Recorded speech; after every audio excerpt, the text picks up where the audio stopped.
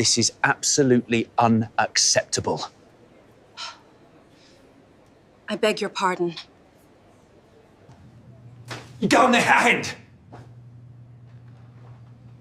You don't belong here.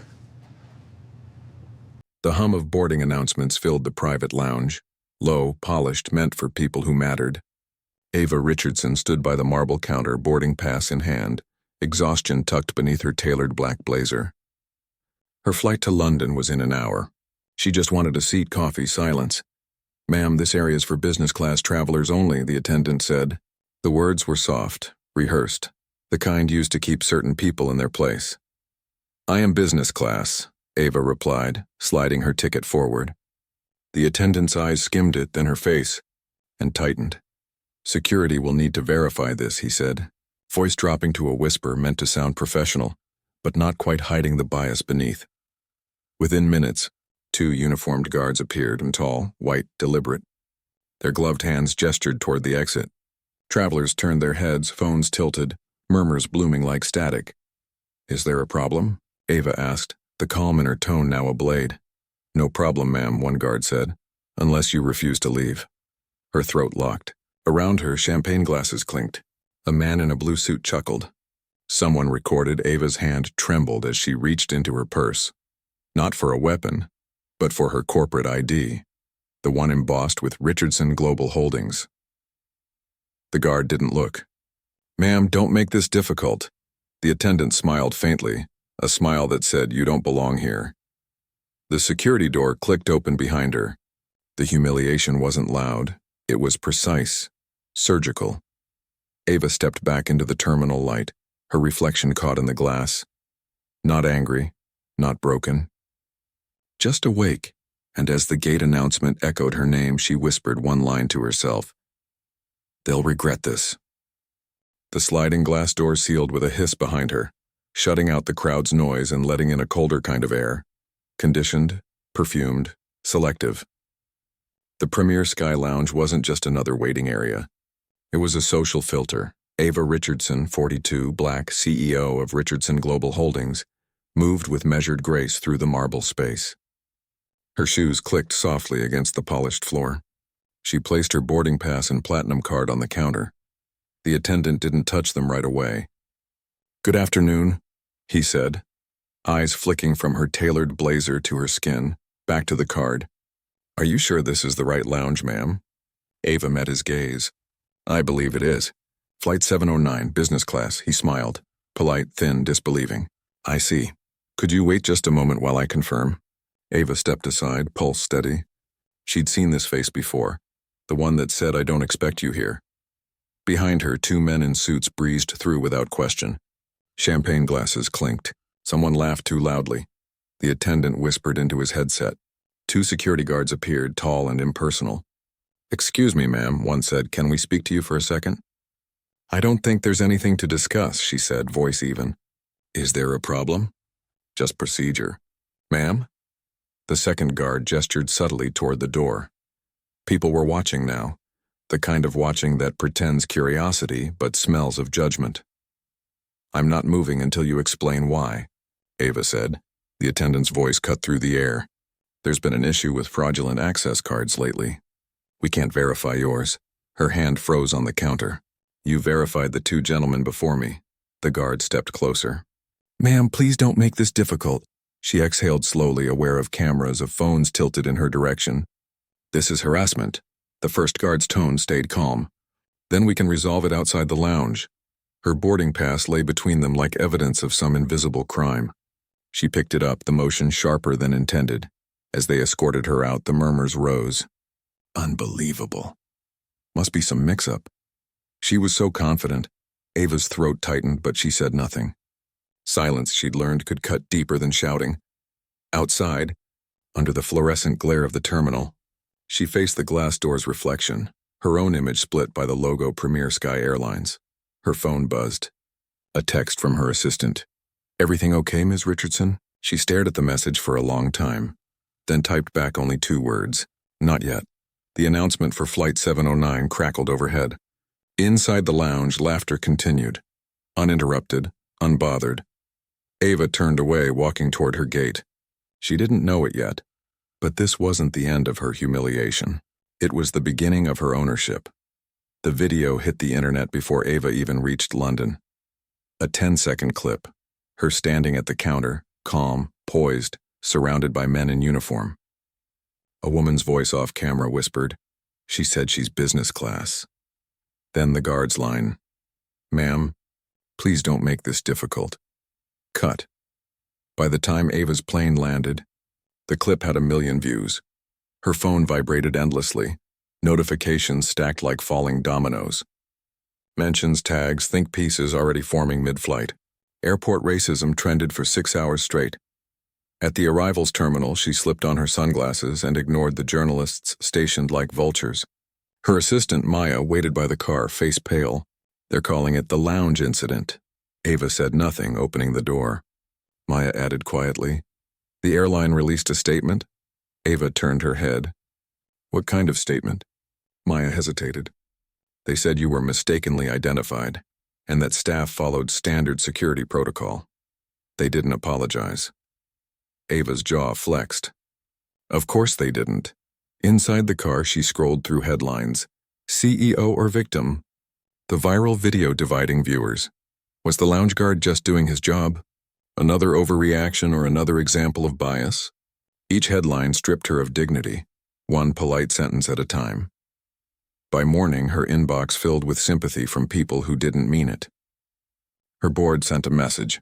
"We advise no public statement until legal consultation." Ava typed a reply but deleted it. Her anger needed precision, not speed. That afternoon, she joined a scheduled investors call. The faces on her screen were cautious, corporate smiles barely concealing discomfort. One man cleared his throat. "Ava, obviously this situation is regrettable, but we'd prefer if you, moved past it publicly, for the sake of stability." "Moved past?" she repeated, her tone flat. "You mean stay silent?" "Not silent," another added quickly. "Just strategic. You're an inspiration. Let's not let one misunderstanding distract from your achievements." Ava leaned closer to the camera. "You call what happened a misunderstanding? I call it branding. That lounge was designed to decide who belongs. I simply didn't fit their design." The room fell silent. Someone muted themselves. Someone else looked away. Later, when the call ended, she sat alone in her office, glass walls, city lights reflecting in her eyes. The humiliation had shifted shape, no longer public but institutional. Maya entered quietly. "They want to know if you'll accept the airline's private apology." Ava's eyes flicked up. "Did they apologize?" "They said they'd regret the confusion if that counts." "It doesn't." Maya hesitated. "They're also offering free lifetime access to their lounges." Ava laughed once, short, bitter. "They think comfort cancels dignity." The news cycle kept spinning. Commentators debated her tone, her outfit, her reaction. A viral tweet read, "She's rich. How can racism hurt her?" Ava read it twice. The words burned, not because they were new, but because they were familiar. At midnight, she called her mentor Leonard, a retired executive who'd seen the same cycle decades earlier. "They'll try to exhaust you into silence," he said. "Don't let them turn your pain into their PR." Ava looked out at the skyline. "I'm not giving them silence. I'm giving them time. Time for what? For exposure. For consequence. For ownership." Leonard's voice softened. "You always play the long game, Ava. Just remember, they'll never see it coming until it's too late." She smiled faintly. "Exactly." The next morning, the airline's CEO appeared on national television, controlled, smiling, assuring the public that Premier Sky values diversity and inclusion. Ava watched from her office, mute. Every word was sterilized, every sentence written to erase her. She leaned back in her chair, speaking to no one. "Let's see how inclusive they feel when I'm on the other side of the table." Her assistant entered again, holding a printout. "A journalist wants your side of the story. They're offering a cover piece." Ava shook her head. "Not yet. Let them talk themselves out first." She turned to the window. The reflection staring back wasn't the woman who'd been escorted out of a lounge. It was the woman planning an empire. Outside, the world debated her anger, her tone, her dignity. Inside, she began writing down names. The airline's holding company, board members, subsidiaries. One line underlined twice. Premier Sky Holdings, majority stake unknown. Her lips curved slightly. Then let's find out who really owns them. The meeting began with the kind of silence that wasn't respectful. It was tactical. 12 people sat around the glass table, all polished, all pretending not to be watching Ava Richardson too closely. The Richardson Global Holdings boardroom was minimalist, expensive, and suddenly hostile in ways it hadn't been a month ago. Ava placed her folder on the table and looked directly at the chairman, Martin Lowell, the kind of man who smiled while pulling the knife. "Let's address the agenda," she said. Martin cleared his throat. "Ava, before we proceed, there's a matter of optics we need to discuss." "Optics," she repeated. The word tasted like dust. "Meaning the public incident," he nodded. "Meaning the distraction. Investors are nervous. They think your situation might overshadow company interests." "My situation?" Ava said evenly. "You mean being publicly humiliated while traveling for a board-approved meeting?" Martin's smile didn't move. "We understand how upsetting it must have been." "No," she interrupted. "You understand how inconvenient it's become for you." The table shifted. Subtle glances. People pretending to read their notes. Another board member, Diane, spoke softly. "Ava, you've always been a trailblazer. But the media is framing this emotionally. It's creating polarization. Perhaps a brief leave of absence could stabilize perception." "Stabilize," Ava repeated, eyes narrowing. "Or silence." Diane sighed. "Public sentiment doesn't favor confrontation." "It never does." Ava leaned forward. "Neither does cowardice." The words landed like glass breaking. No one spoke for a full 10 seconds. Finally, Martin folded his hands. "Let's be pragmatic. Our legal advisors think it's best to let this pass. No lawsuits, no press statements. Just focus on the business." Ava laughed softly. "You want me invisible until the next scandal." He shifted in his seat. "We want you protected." She met his gaze. "From whom?" Martin didn't answer. Ava stood slow and deliberate. "Let me save you the discomfort of voting. I resign." The table erupted. Whispers, surprise, a few murmured protests that weren't real. Martin tried to recover control. "Ava, that's unnecessary, unnecessary." She stepped closer, voice cold and precise. "I built this company from a pitch deck in my apartment. I carried it through 2 acquisitions and a market crash. And now you want to treat me like a liability because I reminded the world racism still exists in your travel class." Her words froze the room. Diane looked down. Martin opened his mouth, then closed it again. Ava gathered her folder and laptop. "Don't worry, Martin. I'll move quietly. You won't even see the smoke before the fire." As she walked out, the room stayed silent, and no one stopped her. No one ever does when the world decides dignity is too expensive. Outside the boardroom, Maya followed quickly. "Ava, are you sure?" "Yes." Ava didn't slow. "They think silence is control. I'll show them what silence really does." "Where will you go?" "Where I'm underestimated," she said. "That's always where power starts." They exited the building, cameras flashing near the street. Reporters shouted questions. "Ms. Richardson, are you stepping down? Do you plan legal action against Premier Sky? Did your board force you out?" Ava kept walking. Her silence spoke louder than any press release. That evening, she sat in her apartment, city lights spilling through floor-to-ceiling windows. The room was quiet except for the soft hum of the fridge. Her phone buzzed. "Leonard again." "You left," he said. "Yes. They'll think they won." "They always think that," Ava replied. He chuckled softly. "You sound like your mother. She once told me never correct a man's assumption. Let him stay comfortable while you rearrange the walls around him." Ava smiled faintly. "Wise woman. What's your move now?" "I'm going to dismantle them politely." Leonard hesitated. "Meaning?" "Meaning I'll buy what they can't protect, Premier Sky, from the inside out." Leonard exhaled slowly. "That's ambitious even for you." "Ambitious is just the name men give to women they can't control." He laughed quietly. "You're playing a long game again, aren't you?" "The only one worth playing," Ava said. Days passed in deliberate calm. Ava withdrew her public appearances. Her accounts went quiet, but her mind didn't rest. Maya handled calls, filtering press inquiries. "They're saying you had a breakdown," she mentioned one morning. "Let them. Shouldn't we deny it?" "No." Ava looked up from her tablet. "Let them lower their guard." On her screen, the Premier Sky Holdings shareholder list glowed. Layers of shell companies, offshore subsidiaries, corporate smokescreens. She smiled faintly. Every institution that had dismissed her, from the boardroom to that marble counter, believed ownership was their shield. They were right about the shield. They were wrong about who was holding it. 2 weeks later, a private message reached her inbox, encrypted, unsigned. Subject: interested in talking about Premier Sky's internal restructuring. Attached: internal documents, profit losses, investor instability reports. Ava forwarded it to Leonard. His reply came in minutes. They're weaker than they look. Timing will be everything, she typed back. Then it's time to begin. At midnight, she opened her window, letting in the city noise. Sirens, wind, distant conversations. Somewhere in that chaos, she found calm. Her reflection stared back in the glass, not the woman pushed out of a lounge or a company. The woman preparing for return. Ownership, she whispered, as if testing the word. That's what equality sounds like. Below her, the streets moved with indifferent rhythm.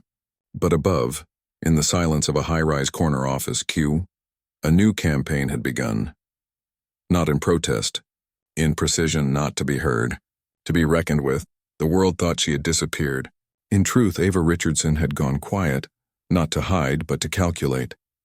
Her penthouse had become both a command center and a sanctuary. Days blended into nights filled with screens, reports, and calls routed through encrypted networks. Her assistant, Maya, managed the outside noise, inquiries, interviews, invitations, and all declined. People are starting to forget, Maya said one morning, standing by the window, coffee untouched. Good, Ava replied. Let them forget. It makes the return easier. She moved across the room, scanning printed pages pinned to the wall, corporate diagrams, holding chains, board members of Premier Sky Holdings. At the center was a name circled twice in red, Aidan Voss, CEO of the parent conglomerate. The same man who had offered a polished apology on national television, the one who had said, "We take inclusivity very seriously." She studied his face from a clipped magazine photo. Smooth charm, cold eyes. The performance of empathy perfected. He's protected, Maya said, noticing her stare. They all are. No one's protected when truth and money collide, Ava murmured. That night she sat alone at her dining table, an untouched meal beside her laptop. She watched old news clips and protests, debates, panels on racial awareness. The phrases had begun to feel like currency. Traded without cost, her phone vibrated. Leonard again. You're quiet, he said. That usually means trouble or transformation. Both, Ava said. He laughed softly. Talk to me, she hesitated. You ever realize how much of your life you've spent asking permission to exist in someone else's structure? All the time, Leonard replied. Then one day I started building my own. I'm doing the same, she said. Except mine will be bigger, and it'll include an airline. He chuckled. Then you'll need allies. I'm already collecting them, she said. Some don't even know it yet. Weeks passed. Ava's silence became its own kind of story. The absence of noise, the enigma. But inside her walls, things were moving fast. Private calls to investors, to funds she'd once partnered with. Conversations stripped of emotion, coded with intent. Diversify into transport infrastructure. Aviation is undervalued post-scandal. Control the logistics, and you control the narrative. Her tone never rose, never softened. She spoke like a woman rearranging the bones of an empire. One afternoon, she walked along the river, the wind sharp against her face. The city skyline shimmered on the water, beautiful, distant, temporary. Her phone rang. It was Maya again, breathless. You should see this. Premier Sky's shares just dropped 5% after another discrimination complaint went public. Ava stopped walking. Pattern recognition, she said quietly. It's how systems unravel. You think they'll recover? Not before they bleed value. And that's when I buy. Later that evening, she reopened an old document, her resignation letter, the one she'd typed in fury, printed in calm, the one that ended with, I choose principle over comfort. She underlined that sentence again. Her whole career had been built on surviving rooms that weren't made for her. But survival was no longer the goal. Ownership was. The clock struck 2 a.m. The city hummed. Ava scrolled through investment charts, financial filings, shell subsidiaries. Every thread she followed led back to a single flaw: over-leveraged debt hidden under corporate polish. She smiled faintly. Every empire cracks from the inside. At dawn, Maya returned with breakfast and exhaustion. "You've been up all night again." "Progress doesn't sleep," Ava said, half smiling. "I'm serious, Ava. This, whatever you're building, it's dangerous." Ava looked at her with calm intensity. "So is breathing in a system built to choke you quietly." Maya sat down. "Then at least tell me the plan." Ava handed her a folder. Inside, charts, names, purchase timelines. Maya scanned it, eyes widening. "You're buying them?" "Through intermediaries. Shell entities, quietly. This is genius," Maya whispered. "And suicidal?" Ava smirked. "Genius and suicidal are twins born in every revolution." That evening, as the sky dimmed to violet, Ava received an anonymous envelope under her door. No return address. Inside, a printed transcript of an internal Premier Sky email chain. Executives mocking her incident, strategizing around diversity optics. She read every line. The arrogance, the dismissiveness, the casual cruelty wrapped in corporate grammar. At the bottom, one sentence stood out. "People like her are PR problems, not real threats." Ava folded the page neatly and placed it beside her computer. Her face didn't change, but her pulse did. "People like me," she whispered. "That's where you're wrong." She opened her encrypted portal and began typing commands. New accounts, new acquisitions, new silence. By midnight, she had secured her first stake, a 4.8% silent share through an offshore investor group. Small, invisible yet lethal when positioned right. She leaned back in her chair, the city glowing below her, and exhaled. Power didn't always roar. Sometimes it whispered, and that whisper had just begun to echo.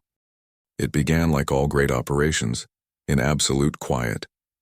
By the time Premier Sky's board realized something was shifting beneath them, Ava Richardson already controlled nearly 12% of their parent company through a network of intermediaries. Each acquisition was silent, deliberate, a purchase disguised as routine portfolio movement. From her penthouse command room, she tracked progress across 6 monitors. Stock values fluctuated, press cycles spun, and her name stayed buried. Maya entered with coffee. "You've been at it for 20 hours. Ava didn't look away from the screen. "Progress doesn't wait for permission." "You're moving too fast. I'm moving exactly at the pace their arrogance allows." 2 days later in Geneva, a private equity firm signed the final transfer documents, unwittingly advancing Ava's hidden stake to 21%. When the confirmation email arrived, she stared at it for a long moment, her reflection mirrored faintly in the screen. Maya whispered, "You actually did it." Ava smiled, but it was cold, controlled. "No, not yet. They'll notice soon. That's when the game really starts." That night, Aidan Voss, CEO of Premier Sky Holdings, received a confidential report from his finance team. He skimmed it impatiently, then frowned. "Who's this entity?" "Our International Capital? Just another institutional investor," his deputy said. "Offshore-based, technically compliant. Small position, but they've been buying aggressively." "How aggressively?" 21% of our float in the past quarter." Aidan's eyes narrowed. "Find out who's behind it." "Yes, sir." Back in New York, Ava met with Leonard in a dimly lit cafe. It was their first meeting since her resignation. He leaned in. "You've gone too far to turn back." "I'm not turning back," Ava replied. "I'm taking what they thought I didn't deserve." He studied her. "And what happens when they find out it's you?" She stirred her tea slowly. "Then they'll have to shake my hand before they beg for mercy." 2 weeks later, she received an email marked "Confidential Inquiry, Beneficial Ownership Disclosure." They'd begun sniffing. Ava sent back a reply through her legal proxy. "Our client maintains all investments in full compliance with jurisdictional law. Disclosure is neither required nor requested. In other words, and stay blind." That evening, Premier Sky's stock fell another 3% after a leaked employee report revealed discriminatory hiring practices. It was the second scandal in as many months. Ava read the headlines, expression unreadable. "Their fortress is crumbling under the weight of its own silence." Maya hesitated. "And we're helping that happen?" Ava looked up. "No, they built it this way. I'm just removing the ceiling." The next morning, A video conference call with her hidden partners filled her screen.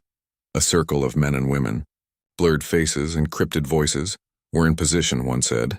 You now hold controlling interest if you merge our blocks. But it'll expose the structure. I'm ready for that, Ava said. Another voice asked, what's the endgame? Profit or retribution? Neither, she said. Correction. There was silence, then a muted agreement. Meanwhile, at Premier Sky headquarters, panic was beginning to surface. Aiden Voss paced his office, snapping at his assistants. Someone's consolidating under our noses. You don't buy 21% without intent. His head of legal sighed. It's not illegal, just strategic. Strategic for who? We're still investigating. Whoever's behind this is using layers of trusts and shell entities across 3 continents. They're good. Aiden stared out the window, jaw tight. Find them. And when you do, make sure they never fly our colors again. Days later, a small news outlet released a financial brief, barely noticed, reporting an unidentified investor group now held significant influence in Premier Sky Holdings. Ava read the article, almost amused. They never imagined the victim will return as the shareholder. Maya glanced up. You're enjoying this. Ava shook her head. No, I'm studying it. The anatomy of power, how it behaves when it senses danger. Her next move was surgical. She initiated a leveraged takeover bid through one of her allied funds, triggering immediate alarm at Premier Sky headquarters. Aiden received the notice during a live interview. His composure faltered for a second, just enough for the cameras to notice. Within hours, headlines screamed, Premier Sky faces hostile acquisition. Anonymous consortium targets airline parent company. The market trembled. Stockholders panicked. Ava watched the chaos unfold from her office, expression calm, almost detached. Maya stood behind her, stunned. You realize this makes you one of the most powerful people in aviation right now? Ava turned slightly. Power isn't the goal. Exposure is. 3 days later, Aiden Voss finally reached out. A secure video call request marked urgent. When his face appeared on screen, he was composed but wary. Ms. Richardson, I assume I'm finally speaking to the ghost behind the numbers. Ava regarded him coolly.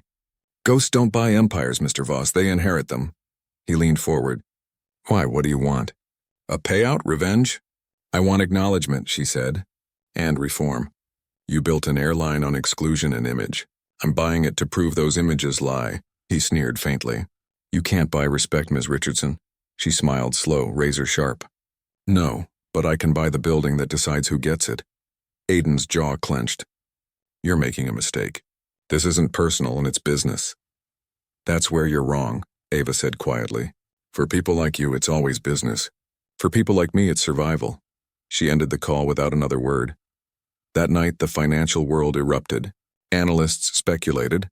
Shareholders demanded clarity. And the airline's reputation nosedived. In a single calculated move, Ava's silence had become a weapon. Maya watched her from across the room. You've won, Ava shook her head slowly. Not yet. Winning is when the system that made this possible begins to fear itself. She stood, walked to the window, and stared at the city below, a constellation of lights built on quiet injustices. This isn't revenge, she murmured. It's restoration. Her reflection in the glass looked back, calm, composed, unstoppable. And somewhere across the ocean, in a boardroom filled with panic and denial, the man who had once smiled through her, humiliation, now stared at reports proving she owned him. The balance had shifted. The woman once escorted out of their lounge was now escorting them out of their empire. The world didn't explode all at once. It unfolded, methodically, beautifully. Under Ava Richardson's control, every major outlet woke up to the same leak. Premier Sky facing hidden discrimination scandal amid hostile takeover. Screens flashed. Analysts shouted and hashtags ignited. The headline wasn't an accident. Ava had fed the story through 3 different journalists, each receiving fragments that only formed a full picture once published. She sat in her office, calm amid the digital storm. Maya stood nearby, reading the trending feed. You timed it perfectly. I didn't time it, Ava said. I predicted them. They react exactly when they think they're safe. At Premier Sky's headquarters, the board meeting had dissolved into chaos. Aiden Voss slammed the table. Who leaked this? His PR director stammered. We don't know, sir. The reports reference internal documents that were supposedly confidential. Supposedly? They came from HR audits. Old files. They shouldn't even exist. Aiden leaned back, fury masked by disbelief. Find whoever's doing this. By noon, 3 former employees came forward publicly, sharing their stories. Humiliation, bias, retaliation. One mentioned Ava's name. The connection was made. Former Premier Sky executive behind hostile acquisition, one headline read. Fired black woman CEO returns to expose corporate rot, another said. The internet devoured it. Stock prices plunged. Investors demanded emergency explanations. The empire that had humiliated her was now publicly bleeding. Maya scrolled through the comments. They're calling you a hero. Ava didn't react. Heroes react to injustice. Architects prevent it, Maya looked at her. But you are preventing it. You're burning down the structure that made it possible. Ava shook her head slightly. No, I'm just holding up the mirror. The fire was already burning. That evening, Ava appeared for the first time in months, not in person, but through a pre-recorded address that streamed live. The lighting was stark. The background a simple dark gradient. No branding. No symbolism. Only words.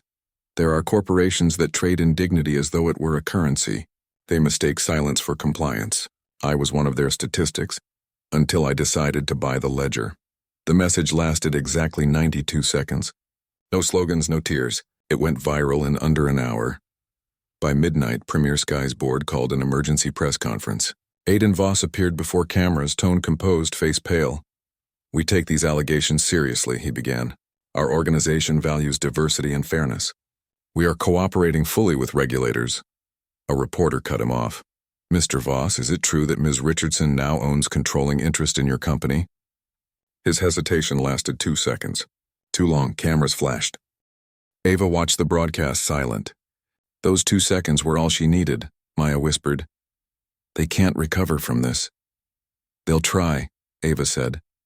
Arrogance doesn't die quietly. Within 48 hours, government agencies launched formal reviews. Shareholders demanded leadership changes. Employees began leaking internal emails, threads mocking diversity programs, jokes made by executives, metrics showing racial disparities. The empire was rotting in public view, and Ava didn't need to say another word. But there was one thing left to do. She called Leonard. It's time, she said simply. You're sure? Once you move, there's no going back. I never planned to go back. The next morning, she walked into the glass tower that once banned her badge. Security stopped her at the entrance. Ma'am, you can't. She handed over a folder. Inside was a single document. Acquisition completion, AR International Capital. Below, in bold, final controlling interest, 52%. The guard blinked, unsure what to do. Call your CEO, Ava said. Minutes later, Aiden Voss himself appeared in the lobby, expression stunned. What is this? He demanded. The new ownership structure, Ava said calmly. I believe that makes me your employer. You can't just— I can, she interrupted. And I did. Reporters swarmed outside. Cameras clicked. Someone live-streamed the confrontation. It went viral in real time. Aiden's jaw tightened. This is extortion. No, Ava said. This is equity. She walked past him, through the doors she had once been escorted out of. Her heels echoed against marble, the sound of reclamation. Maya followed, whispering, They're all watching. Good, Ava said. Let them see what correction looks like. Inside the boardroom, silence reigned. Every executive was present, their faces pale. Their confidence fractured. Ava placed her documents on the table. This company has a future, she said evenly, but not under the system that built it. Aiden glared. You're dismantling everything we created. No, she said. I'm revealing what you built on. She turned to the board. You have 2 options. Resign quietly or stand publicly for reform. Either way, your signatures end up under my terms. One by one, they signed. Outside, the world exploded in applause and fury. Some called her ruthless. Some called her visionary. Everyone called her undeniable. News banners declared, Ava Richardson officially takes control of Premier Sky. From victim to visionary, the corporate reversal of the year. She ignored them all. Her work wasn't finished. That night, she sat on her balcony overlooking Manhattan. The city pulsed below, loud, alive, restless. Maya joined her quietly. You could stop now. No one would blame you? Ava stared into the skyline. Stopping means leaving it half-built. The structure changes when the foundation does. Maya hesitated. And what foundation is that? Accountability, Ava said. Not apology. They sat in silence as distant sirens echoed below, the city's hum merging with the weight of what she had done. At that same moment, across town, Aiden Voss signed his resignation. He stared at the paper, realizing the irony. The woman he had humiliated had become the owner of everything he once commanded. He whispered to himself almost bitterly, "She didn't destroy me. She replaced me." The next morning, news broke that Ava would hold her first public hearing, not a press event, but a transparency summit. Executives from other corporations were invited. Regulators, too. The goal, to expose not one company's rot, but the system that allowed it. Her move had evolved beyond vengeance. It had become systemic confrontation, and for the first time, the corporate world trembled not because of what she'd done, but because of what she might do next. The room was built for power. Mahogany tables, glass walls, city skyline beyond. But today power looked different. It wore quiet confidence, a black suit without brand markings, and the calm of a woman who had already won. Ava Richardson entered first. The room fell silent. Journalists, board members, regulators, and former Premier Sky executives turned toward her, as if gravity had shifted. She didn't look at the cameras. She looked at the people who once decided her worth behind closed doors. At the head of the long table sat a small plaque. Transparency Summit, hosted by Ava Richardson, CEO. Maya leaned over, whispering, "Every network's broadcasting live." Ava nodded once. "Then they'll see it for what it is." When she finally spoke, her tone was even, measured, almost surgical. "This hearing isn't about my story. It's about the pattern that made it predictable. I was humiliated in a space built to remind me I didn't belong. But belonging isn't granted. It's reclaimed." The camera zoomed in. Her voice carried with absolute clarity. "What you're about to hear is documentation, not drama. These are internal policies, executive communications, and patterns of behavior that show how racism survives corporate rebranding." Behind her, a screen lit up. Hundreds of documents scrolling like a digital confession. One reporter broke the silence. "Ms. Richardson, are you seeking damages or legal penalties?" Ava's gaze didn't waver. "I'm seeking correction. Legal penalties fix symptoms. Systemic truth fixes the cause." A murmur spread through the room. Aiden Voss sat near the back, flanked by lawyers, face expressionless. Ava's eyes flicked toward him once, not with anger, but recognition. "When I was escorted out of this building, I realized something," she said. "You can't reform a culture that profits from exclusion. You have to rebuild it, and with new architects." She gestured toward the screen. "You all know these policies. Customer verification, risk profiling, non-compliance exceptions. Bureaucratic language built to hide bias. That's how discrimination survives in the age of diversity training, under new names." The regulators nodded grimly. Ava continued, her tone like a scalpel. "What we call professionalism is often a coded filter, a mirror of comfort for those who already fit the mold. I'm not here to make anyone comfortable. I'm here to make the system transparent." Then came the testimonies. A young flight attendant described being reprimanded for tone when defending a passenger. A black pilot shared being told he didn't look the A part. An HR representative confessed that complaints were routinely reclassified as training opportunities to avoid lawsuits. Each voice cut deeper into the structure Premier Sky had once defended. At one point, Aiden Voss finally spoke. His voice was low, measured. "Ms. Richardson, are you here to destroy what we built?" Ava turned toward him. "No, I'm here to prove what you built can't last." He smirked faintly. "You think humiliation builds justice?" "No," she said. "But truth does. And you gave me plenty of it," the crowd murmured. Cameras flashed. The tension crackled like static. After 3 hours, the hearing reached its core. The revelation Ava had held back until now. She signaled Maya, who brought forward a single folder. Inside, documents proving that Premier Sky executives had used discriminatory profiling data to determine priority clients in airport lounges. The very system that humiliated her had been algorithmic, institutional, quantifiable. The evidence was irrefutable. Ava held up the paper. This isn't one man's prejudice. It's a policy.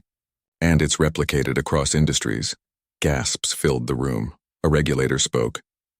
Ms. Richardson, with your permission, these findings will initiate a federal review of airline service discrimination. Ava nodded. That's the point. Outside, thousands gathered, protesters, supporters, journalists. Screens displayed her speech live. For once, her silence didn't mean erasure. It meant power. Inside, she addressed the final question. A journalist asked, "After all this, what do you want, Ms. Richardson?" She paused. "A system where apology is obsolete because harm is unthinkable." The room fell silent again. When the hearing adjourned, applause erupted, not from the crowd, but from the staff lining the walls. Flight attendants, janitors, junior employees, the invisible backbone of the company she now led. Ava's eyes softened just slightly. "You kept this place running," she said quietly. "Now it's yours too." As cameras cut to the hallway, Aiden Voss walked out past flashing lights. His empire in ruins, his reputation shredded. A reporter shouted, "Mr. Voss, any comment?" He didn't answer. Ava, standing nearby, watched him pass. Their eyes met briefly, one full of disbelief, the other of measured peace. She didn't gloat. She simply said softly enough for only him to hear, "Correction always arrives late, but it arrives." That evening, back at her penthouse, Ava stood by the window as the city glowed beneath her. Maya approached, tablet in hand. "Media's calling it historic," she said. "The first corporate-led equity summit of its kind." Ava didn't turn around. "Historic moments mean nothing if they don't change behavior." Maya smiled faintly. "You changed more than behavior." Ava exhaled slowly. "No, I changed visibility. The rest is on them." Her phone buzzed, and a message from Leonard. The system blinked. "You made it look," she typed back. "It wasn't for them to look. It was for them to see." Then she put the phone down and stared out over the skyline, the reflection of city lights trembling against the glass and like a heartbeat. Steady, relentless. She had exposed the system that tried to erase her. But in doing so, she'd also exposed herself. Every scar, every restraint, every quiet cost of becoming visible. The victory was real. But it was not without weight. Ava whispered to the glass, to no one and everyone. "They called me a disruption. I called it equilibrium." And somewhere in the distance, sirens wailed, not of chaos, but of change. The flight was routine. First-class passengers boarding, attendants greeting, the quiet hum of control. But this flight wasn't ordinary. Every camera crew in the terminal knew it. For the first time since the scandal, Ava Richardson was flying, under the new brand, Aria Air, the restructured successor to Premier Sky. Her airline, her rules. The press release had called it a symbolic relaunch. But those who knew the story understood the symbolism cut deeper. A black woman once humiliated in an airport lounge was now boarding her own aircraft as its owner. As she stepped through the private gate, cameras flashed. A reporter shouted, "Ms. Richardson, what does this moment mean to you?" Ava paused at the jetway. "Correction," she said simply, then disappeared into the cabin. The door sealed. Silence. Inside, the air was perfumed with soft cedar. The cabin lighting glowed amber, calming, deliberate. Every attendant wore an enamel pin that read, "Equity in Motion." Maya, sitting beside her, whispered, "You realize this is history?" Ava looked out the window. History isn't made by firsts, it's made by endings done right. 30,000 feet above the Atlantic, turbulence hit. Light, brief. Passengers stirred. Ava barely noticed. Her mind was elsewhere. The faces from the hearing, the coded emails, the algorithms that once erased her worth. Maya glanced at her tablet. The black box cases, every major firm's under investigation. Even government systems are being audited now. You started something that can't be undone. Ava exhaled slowly. Then maybe I can finally rest. But rest for her never meant stillness. She leaned over and tapped the intercom. "Would you mind if I made a short announcement?" The flight attendant, startled, smiled nervously. "Of course, Ms. Richardson." Ava stood near the front, microphone in hand. The cabin fell silent. "Good evening. I'm Ava Richardson, CEO of Auria Air. You may have seen my name before, probably in stories about what this company used to be. But I didn't rebuild it to erase the past. I rebuilt it to prove it doesn't define us." Passengers listened, stunned. Cameras rose. "Every person on this plane is flying inside a system once designed to exclude people like me. Today, you're flying in one owned by me. That's not revenge. That's realignment." A light ripple of applause spread through the cabin. Some stood to clap, others simply nodded, understanding the gravity. She returned to her seat quietly. Maya smiled. "You turned the air into a statement." Ava looked out the window at the horizon. "It's the only stage that ever looked infinite." Hours later, the plane began its descent into JFK International. As the skyline emerged through thin clouds, Ava's reflection caught against the window, not the face of triumph, but of balance finally restored. The captain's voice came over the intercom. "Ladies and gentlemen, this marks the inaugural landing of Auria Air Flight 1. On behalf of our team and our CEO, Ms. Ava Richardson, welcome home." The passengers erupted in applause. Ava closed her eyes. For a moment, she felt the same pressure in her chest as that day in the lounge. The humiliation, the tight breath. But now the air felt lighter. She'd rewritten it. On the tarmac, cameras awaited. As she stepped down, a familiar figure approached. Aiden Voss, the former CEO of Premier Sky. No cameras focused on him. He looked smaller now, stripped of aura, holding a folder. He extended his hand. "Congratulations," he said quietly. "You did what I couldn't."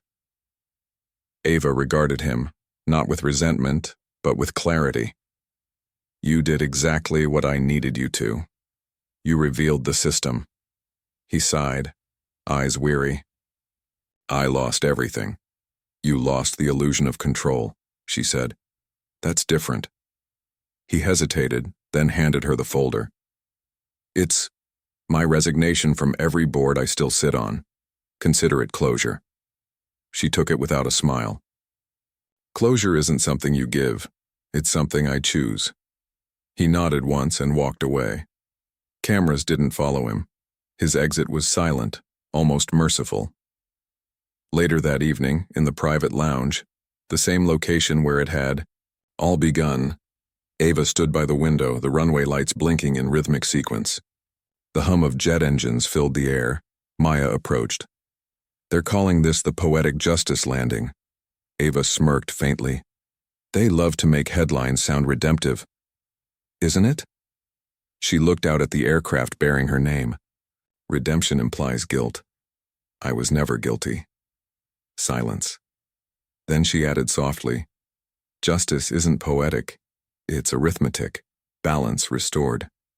She picked up a glass of water, staring at its reflection. "Do you know what the cruelest part of humiliation is, Maya?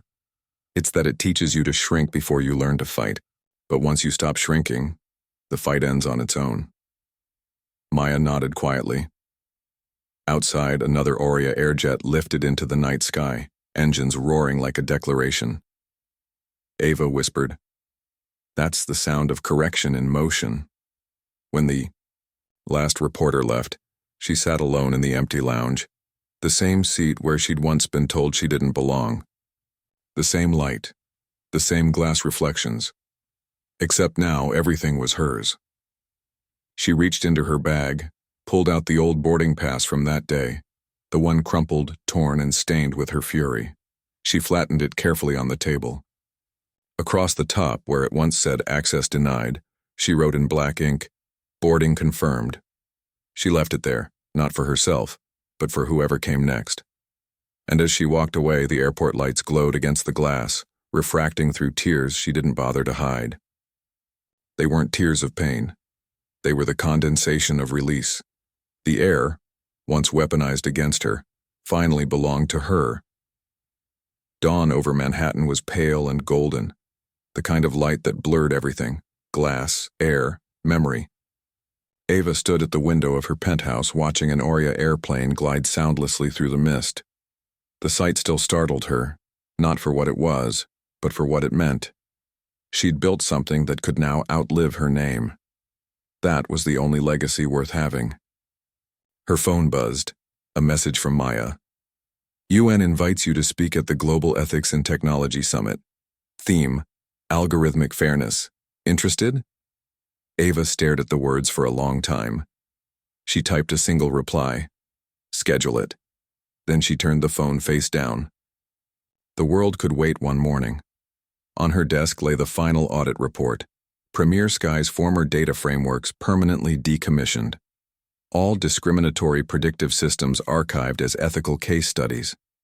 The last page carried a short line from the oversight board. Case study: Ava Richardson views. Systemic bias. Outcome: reversal achieved. She closed the file and slid it away. Titles meant nothing. Outcomes did. Later that afternoon, the Oria Air headquarters buzzed like a living machine. Walls of glass, quiet footsteps, muted collaboration. Her employees didn't see her as an icon anymore, just as a leader who worked. That was enough. A knock on the door. Maya entered carrying a folder. New partnership proposal. Tech integration with Nexus Labs. They're pushing for AI pilots in secondary routes. Ava didn't look up. Under one condition. Maya nodded, already expecting it. Full transparency logs, no closed code. Ava smiled faintly. You've learned my language. By evening, the sky was a ribbon of violet and silver. Ava drove herself to the hangar. No entourage, no cameras. Inside sat the first prototype of Oria 1, the sustainable long-haul flagship. The lead engineer handed her a sleek black helmet. We did the simulations. It's ready. She climbed the stairs into the cockpit. Everything hummed clean, efficient, alive. Activate autonomous mode, she said. The onboard AI responded, calm and genderless. Autonomous control engaged. Destination: open coordinates. Weather: clear skies ahead. Ava let the line sit there. She didn't need a destination. The phrase alone was enough. The engines roared. The runway lights blurred beneath the craft. She wasn't piloting, not directly, but the system she'd built was. Code written with equity. Algorithms stripped of prejudice, logic designed to see human value without condition. The machine lifted smoothly, slicing through the blue haze. She looked down at the shrinking world. Cities, rivers, terminals, all the places that once confined her now dissolving into abstraction. For the first time in her adult life, she felt no need to control anything. This was trust, the rarest form of victory. Above the clouds, the light was blinding white. Ava unbuckled, stepped into the cabin, and let herself breathe. The air here was thin but honest. Maya's voice came through her headset from ground control. Telemetry is stable. You're at 42,000 feet. How's the view? Ava smiled. It's balanced. Meaning? It no longer favors anyone. Maya laughed softly on the other end. That sounds like your version of peace. It is. As she drifted through the high atmosphere, fragments of her journey replayed in flashes. The lounge, the courtroom, the black box hearings, the moment of the first Aria landing. Each one used to sting. Now they were just coordinates in memory. Her headset chimed again. Incoming transmission, press conference playback. She listened briefly, reporters discussing the end of bias in predictive corporate systems, analysts dissecting the Richardson framework as a case study in ethical tech design. Ava cut the feed. Legacy wasn't built by what they said about you, it was built by what they could no longer say against you. The autopilot voice spoke again, entering descent path. Estimated landing in 15 minutes. Ava leaned back, watching the horizon bend. Below her, the ocean shimmered like liquid metal. For a brief second, she thought of her younger self. The woman standing in that airport, denied, dismissed, disbelieved.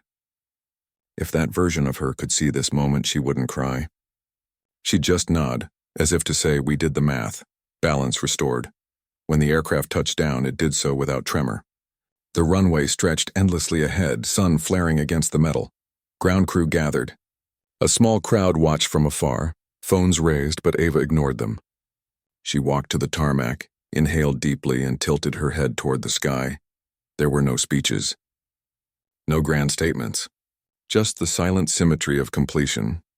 Back in her office later that night, she signed the last page of an internal memo. Effective immediately. All company training to include ethical automation and emotional intelligence modules. Policy directive. The cost of fairness is non-negotiable. She saved the file and closed the laptop. The screen went dark, reflecting her face. Calm, defined, unmasked. The era of proving herself was over. The era of building systems that didn't need proving had begun. Outside, the city shimmered beneath the clouds. Another Aurea jet crossed the moonlit sky, vapor trail cutting a silver path across black. Ava whispered, almost to herself. Clear skies ahead.